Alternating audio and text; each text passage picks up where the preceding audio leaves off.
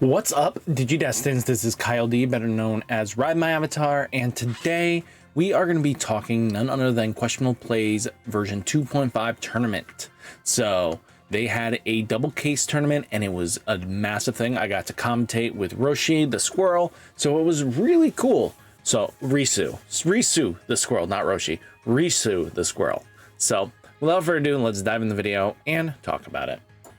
So as you can see at Questionable Plays Digimon version 2.5 tournament decks, we had Royal Knights at 5, Gallon at 4, Purple Hybrid at 4, Magna X at 3, Rapid at 3, Tau Loop at 3, Galaxy at 2, 3 Great Angels at 2, Alpha, Balfa, Fenry, Luga, Takamazuchi, Giga Seadramon, Impale Dramon Virus, Lord Nightmon, Machine Dramon, Crossheart, and more. Last one was a basically Green Ranger deck, which was cool to see. I wish we got to have that on stream, but it's okay. So taking a look here though, you know, the top 8 was 2 Royal Knights, 1 Giga Seadramon, 1 Red Purple Imperial Dramon, 1 Cross times 6 EX6, 1 Tau Loop, and 2 Purple Hybrid, 2 different variants. So winners was 1 purple, you know, Tau, and you know, Royal Knights. Again, surprisingly, even Worlds though, we didn't have a single Royal Knights player. It looks like everyone was playing something uniquely different. If you guys want, this will be sitting at the bottom, so you guys can just copy and paste the deck if you need to. So I know you guys are super excited to see what the list kind of consisted of. If we take a look here, this is the first list. This is a very common stock list that you kind of find for Purple Hybrid nowadays.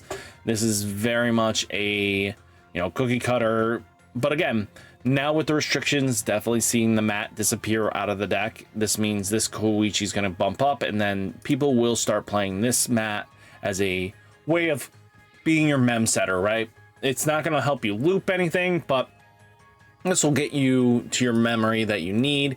So what I expect in the future is once this disappears, we're going to just go boom, bump up, and then do a full play set of this, and basically you're just gonna have to get to your Duskmon. So I expect, you know, even with the purple mem boost, we're gonna go to 3 miss mem boosts just to help mill out, and probably see some analog use to kind of to boot, just so that you kind of just get more cards in your trash as soon as possible, because you need to get at least 2 Duskmons in rotation just to be able to play with this Koichi. So I mean, it's a different way of playing, and with Jack rate even down to 1, which is going to help out, slow this deck down. Basically, this is what's going to happen. In my opinion, Miss Memory Boost is going to go up, and if we look at it, something that's going to draw a card, trash card, right, is probably going to be like, I'm going to be honest with you, maybe the Gabu.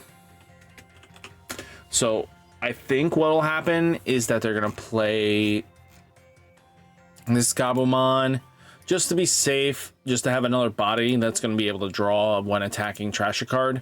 That's just kind of where I'm thinking. I mean, I think the deck got slowed down a lot with what got hit, but we'll have to see long-term wise.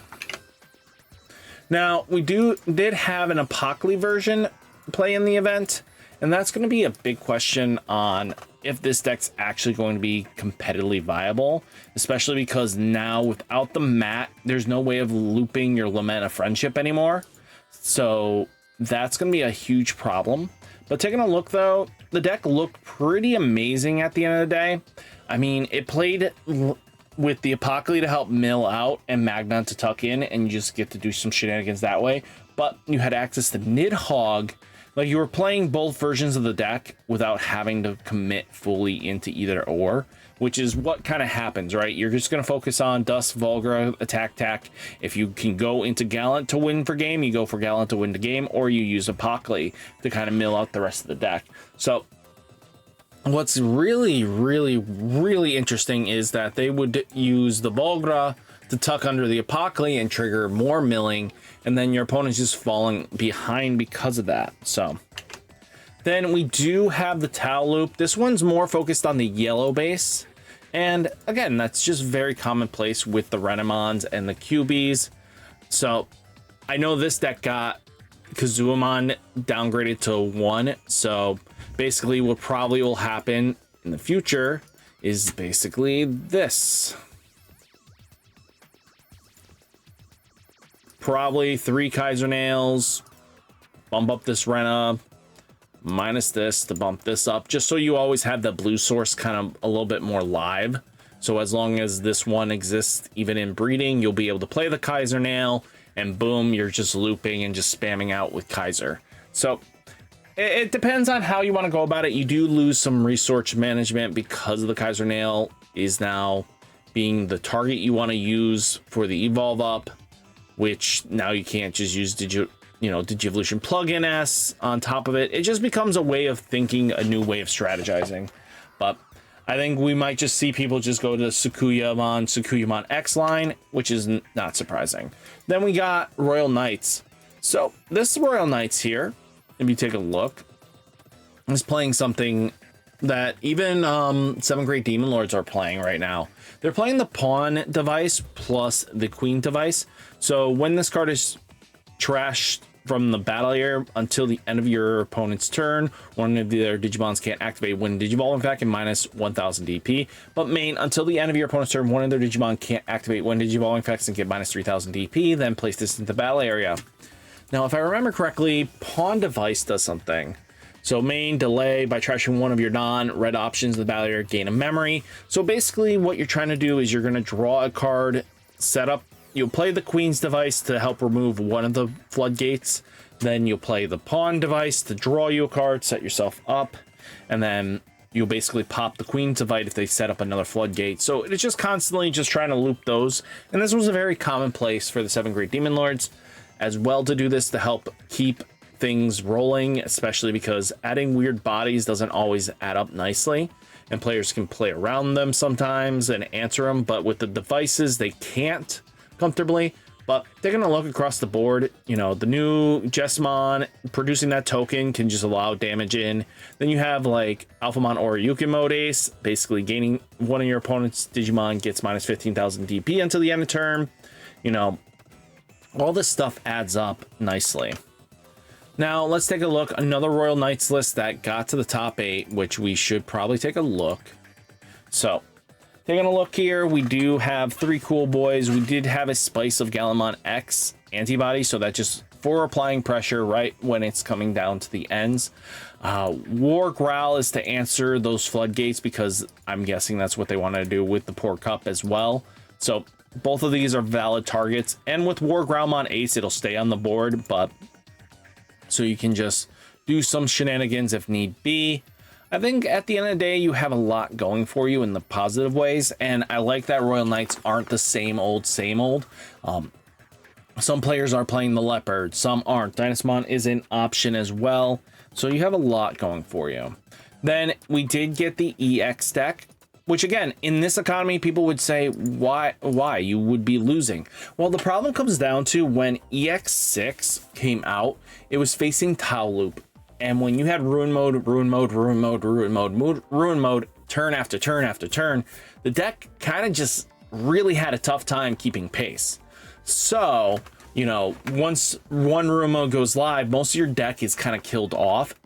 2 Ruin Modes on board, you're not going to be able to do all the shenanigans you need, especially because you want the Shooting Star to go off, and you can't play that with EX6 because Ruin Mode's under you. But when there's not many Ruin Modes, I think this deck has a great economy in the format, and I think we'll see more and more competitive play. Now, taking a look, we do have Giga Seadramon. So with Giga Seadramon here, you know, it's a very powerful deck, and it's really cool to see how the deck was played and piloted, you know, with both Aegistramons in the list. One to just basically be an annoying floodgate. The other one is just in here just to be another threat. I love how deck building can just sometimes lead to something crazy. You do see there's 2 promos, but you could easily just remove the promos because the rush wasn't always needed. You know, at the end of the day, the deck has a lot going for it, and watching it pop off left and right was really exciting. And then finally, we did have the Red Purple Imperial Dramon. So this is a deck that people are fearing left and right, but you know what? Enjoy it. This deck is a lot of fun, and I love playing this deck as well. It's such a rewarding experience just to play Yu-Gi-Oh! In a Digimon card game. Just kidding. No, I'm just saying. I like the deck. I like where it's going. I liked red purple Imperial Digimon for a while, so I'm just glad that, you know, it rewarded me for max raritying this thing so long ago. So all in all though, I really like where decks are going in build design. Restriction list will change things a lot up, but at the end of the day, it's up to you how you want to build. But red purple Imperial Digimon is always going to be one of those threats now, just because, again, with the partition being so effective, plus the promo being able to spit out a Wormmon on top of it, so you can just try to go back into it the following turn, being able to produce so many bodies afterwards is always scary. So everything does add up one day, and I really do want to see where all these events go in the future, especially with the new restriction list. So guys, hopefully you enjoyed the video. Definitely follow Questionable Plays for future events, because we do have a 3v3 coming up for BT-20. So without further ado, hit that like button, hit that subscribe button, stay safe, stay healthy, and I'll catch you next one. Peace.